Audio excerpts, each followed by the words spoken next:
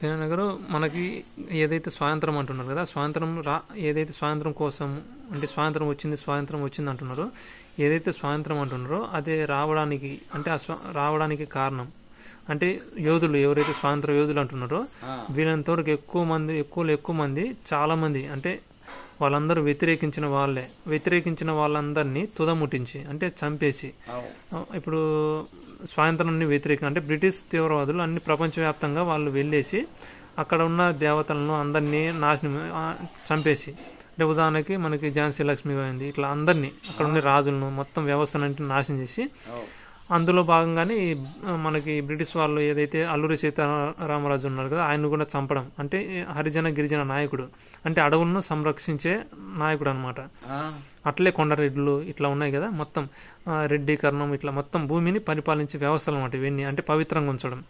అటువంటి వ్యవస్థలన్నిటిని నాశనం చేసి చివరికి మనకి యామై గురాన్ని ఎవరికి అనుమానం రాకుండా ఈ 30 సంవత్సరాల కిందట చంపడం కానీ, తర్వాత ఎంతోమంది బ్రాహ్మణులు ఊచకోత వేయడం కావచ్చు, మునులను వృసులను చంపడం అంతమొందించడం కావచ్చు, ఇవన్నీ గడిచిన 78 సంవత్సరాల్లో భీకరంగా జరిగాయి. ఎవరికే కానీ మూడో కంటికి అనుమానం రాకుండా ఇవన్నీ జరిగినాయి. మూడో కంటికి అనుమానం రాకుండా స్వాతంత్రం రాక కూడా ఇటువంటిది అనమాట.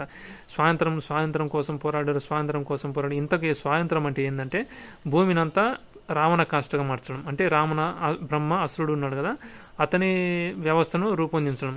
దానికి లేకుండా వాళ్ళు దోచుకునేది వాళ్ళ వ్యవస్థలు ఇప్పుడు ఆ రావణ బ్రహ్మ అసురుని యొక్క వ్యవస్థలు భూమండలం మీద రాజ్యం వెళ్తున్నవి.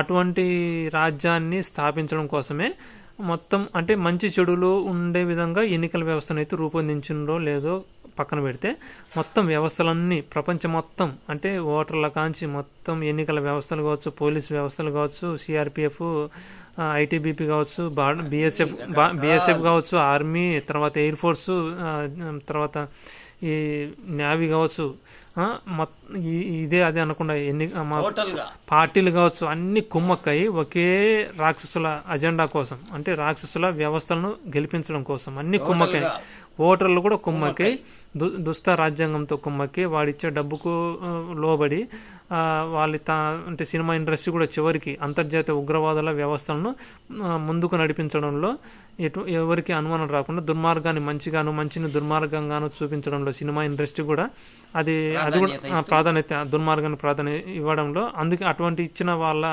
ఎవరైతే ఉన్నారో వాళ్ళందరికీ స్టార్ హీరోలని ఏది తర్వాత రకరకాల వాళ్ళకి బిరుదులు ఉన్నాయి కదా, ఆ బిరుదులన్నీ ఇవ్వడానికి వెనకల ఆ రాక్షస మూకనే అన్ని చోట్ల వాళ్ళ సీపర్ సెల్స్లు కూడా అన్ని చోట్ల ఉన్నారు.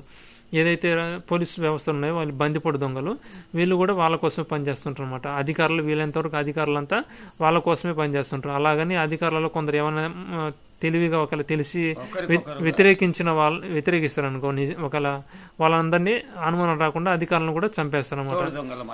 అధికారులను కూడా చంపుతారు అనమాట. అంటే వాళ్ళే దుర్మార్గపు రాక్షస పాలనే వాళ్ళు గెలిపించే విధంగా మొత్తం మాఫియా ప్రపంచం మొత్తం వాళ్ళ అడుగుజాడలు నడిచే విధంగా చట్టాలు శాసనాలు చేసి ఈ భూమిని మొత్తం కాంక్రీట్ తలకాలి, చెట్లన్నీ చేమలను నాశనం చేయాలి, అగ్రకుల వ్యవస్థను అంతమొందించాలి. అగ్రకులాలను ఇప్పటికి కూడా విషం మొత్తం కక్కుతూ ఉన్నారు అనమాట. ఎప్పటికైనా అంతమొందించాలని పగతో రగిలిపోతున్నమాట. అటువంటి ఎన్నో ఉగ్రమూకలన్నీ మన దేశంలో అడుగడుగున ఉన్నాయి. తర్వాత ఇండియన్ ఆర్మీ అనేది ఒక పెద్ద ఉగ్రవాద సంస్థ, అలాగే పాకిస్తాన్ ఆర్మీ కూడా ఉగ్రవాద సంస్థనే. ఆ దేశానికి అది ఆర్మీ ఉగ్రవాద సంస్థ. చైనా ఆర్మీ ఏదైతే ఉందో అది ఉగ్రవాద సంస్థ. అది డ్రాగన్కు వ్యతిరేకంగా పనిచేస్తుంటుంది. అది కమ్యూనిస్టు తీవ్రవాదుల కనుసైగల్లో మొత్తం ఈ చైనా ఆర్మీ కూడా అట్లే పనిచేస్తుంటుంది. ఏది కూడా ప్రజలకు ఉపయోగపడకుండా ఈ మొత్తం ప్రజలంటే ఎవరో తర్వాత చెప్తా కానీ ఇప్పుడు ఏదైతే వ్యవస్థలు ఉన్నాయో ఇప్పుడు ఈ మొత్తం కుమ్మక్కైన వ్యవస్థలు ఈ ఆర్మీ అనేది మంచు దిబ్బలమ్మడి హిమాలయ పర్వతాలు ఉన్నాయి కదా, ఆ హిమాలయ పర్వతాల మంచు దిబ్బమ్మడి తర్వాత ఈ వ్యవసాయ భూములన్నింటిని కాంక్రీట్ దెబ్బగా మార్చే హైదరాబాదు ఇట్లాంటివి మహానగరాలు ఏదైతే పేరు చెప్పుకున్నారో ఢిల్లీ వాటి మధ్యలో కూర్చుండేది రక్షణ కవచంగా ఉంటాయన్నమాట. అటువంటి మంచు దిబ్బలను కాపాడే పచ్చని భూమిని నాశనం చేసే విధంగా విధంగా ఈ ఆర్మీ పనిచేస్తుంటుంది. అటువంటి ఆర్మీ ఉగ్రవాదులకి వీళ్ళు ఏంటంటే ఆర్మీలో పనిచేస్తే 5 ఎకరాల భూమి ఇస్తారన్నమాట వీళ్ళకి. వీళ్ళేంది ఎరగదీసి దేశాన్ని కాపాడుతున్నట్టు. ఈ వచ్చిన డబ్బుతో భూములను వ్యవసాయ భూములను కాంక్రీట్ దిబ్బగా మార్చే చాలక మళ్ళీ వీళ్ళకి అదనంగా 5 ఎకరాల భూములను ఉచితంగా ఈ ప్రభుత్వం అనేది ఆ చట్టాలు చేసి కూర్చున్నది. ఇటువంటి అరాచక వ్యవస్థలన్నీ ఈ ప్రస్తుతం జరుగుతున్నాయి. వీళ్ళు ఈ ఆర్మీ ఉగ్రవాదులు అక్కడ పోయిన తర్వాత రాక్షసులుగా తయారైపోతారు. ఆ తయారైన రాక్షసులు భూమిని అంతా కాంక్రీట్ దిబ్బగా మార్చి లక్షల కోట్లు సంపాదించుకుంటారు అన్నమాట ఆర్మీ ఉగ్రవాదులు. అట్లా మొత్తం ఈ అగ్రకుల వ్యవస్థను అగ్రకుల వ్యవస్థను అంతమొందించడం కోసం అడుగడుగున ఏ విధంగా కుట్రలు కుతంత్రాలు జరుగుతున్నాయో మీ ద్వారా అందరికీ తెలియజెప్పాలనే ఉద్దేశంతో మీ దగ్గరకు వచ్చి ఈ వీడియో చేయడం జరిగింది. ఇంకా ఏదైనా మీరు చెప్పాలనుకుంటే 2 మాటలు చెప్పండి. ఇక మనం ప్రయత్నించాల్సింది చాలా ఉంది. ఇది మామూలుగా అంత సులభంగా యోచనకు రాకుండా దీని మీద మనం నడుము కట్టి దాన్ని ఖచ్చితంగా మనం అడ్డుకొని దాన్ని సాధిస్తామని నా లక్ష్యంగా నేను చెప్తున్నా. ఇప్పుడు ఇంకా దీంట్లో 3వ ప్రపంచ యుద్ధం అని కూడా మొదలుపెట్టిన దీంట్లో భాగంగానే ట్రంప్ ఉన్నాడు కదా మన వైట్ హౌస్. ఆ వైట్ హౌస్ ఆయన కూడా ముందుకు కదిలడం జరిగింది. అన్ని దేశాల చాలా వరకు దేశాల ప్రధానమంత్రులు కూడా యుద్ధంలో పాలు పంచుకుంటున్నారు.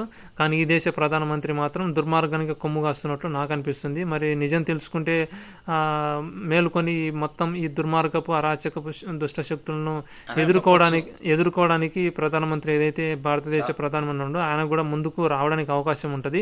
మనం చెప్పకపోతే ఆయన కూడా తెలియకుండా ఆ రాక్షసుల మైకంలో పడి ఉన్నాడని నా ఉద్దేశం. అందుకని ఈ వీడియో ద్వారా ప్రధానమంత్రి వారికి కూడా తెలుస్తుందని, ఇక్కడ జరుగుతున్న అరాచకాల గురించి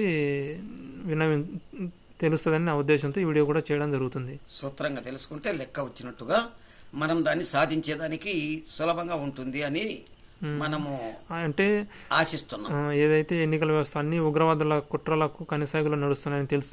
ఇప్పుడు మనం ఏదైతే వీడియో చేసినామో అది ప్రపంచం మొత్తం తెలిస్తే మేల్కొంటారు. కాబట్టి ఆ దుర్మార్గ వ్యవస్థను మళ్ళీ అరికట్టడానికి అవకాశం ఉంటుంది. భూమిని పవిత్రంగా ఉంచడానికి, చెట్లు చేమలను అంతమైపోకుండా ఉండడానికి, అడవులను అంతమొందించే కుట్రలను కూడా భగ్నం చేయడానికి అవకాశం ఉంటుంది. కాబట్టి ఈ వీడియో ద్వారా 3వ ప్రపంచ యుద్ధంలో భాగంగా నేను కూడా యుద్ధంలో పాల్గొంటున్నా.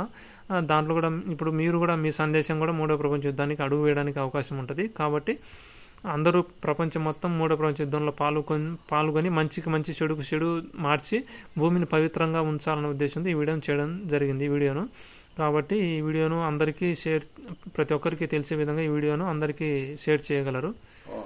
ధన్యవాదాలు. ఇంకొకటి రామరాజ్యం కావాలంటే కూడా ఇది లైక్ చేసి మన పెద్దలు ఎలాంటి సంక్షేమంగా ఎలా అయితే అంత పరమానందంగా ఎలా బ్రతికినరో మళ్ళా అదే విధంగా మనం కాపాడుకున్నట్లయితే మళ్ళా దానికి మనము బదులుగా ఖచ్చితంగా దాన్ని మనం నిలబెట్టుకుంటామని ఖచ్చితంగా ఆశిస్తున్నాము. ఇదే రావాలి ఖచ్చితంగా.